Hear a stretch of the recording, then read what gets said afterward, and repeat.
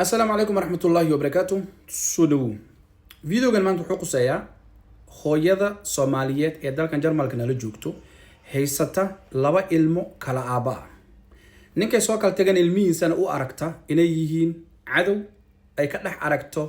ninkaasi ay soo kala tageen cadaawadiisi ilmihii way dishaa way garaacdaa oo dhiigay ka keenta dhaawac muuqday u geysataa kadibna ilmaha waxay ka dhaadhicinaysaa in baaskiili ka soo dhicin inay u sheegaan gaalada inay u sheegaan in isbiil balaatiga ay dhaawac ka soo gaaray ama waxay samaysaa markii dhaawacaasi uu gaaray ilmaha inay guriga ku hayso ilaa cunug uu ka bogsado oo gaaladana ay u sheegto iskuulka ama kindergartenka ay dhahdaan ilmaha way xanuunsan yihiin warkayga dhageyso wadankan anaga aan joogno ilmaha laguma dhibaateyn karo ilmaha laguma gabad fali karo hay-ad dhanaa jirta ilmaha ilaaliso ilmahan si walba beent u bartid si walba u qarqarisid gabadfalka adiga ku haysid maalin un ilmaha runta uu sheegi doonaa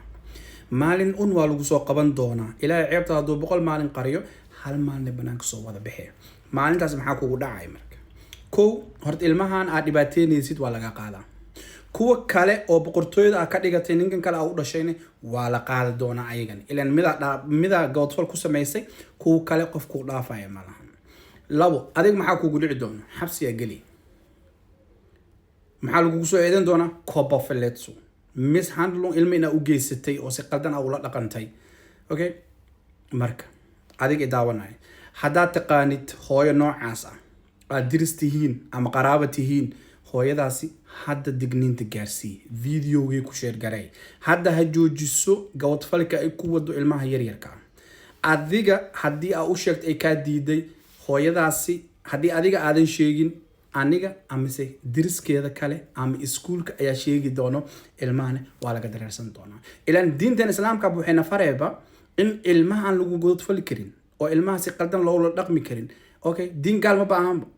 marka ilmaha yaan lagu xad gudbin maadaama yaryar yihiin ay sabab ilma sabi ay yihiin in lagu xad gudbo qalad waa marka ilmaha laga leexdo aad u maasantihiin salaamu alaykum wa rahmatullahi wa barakatuh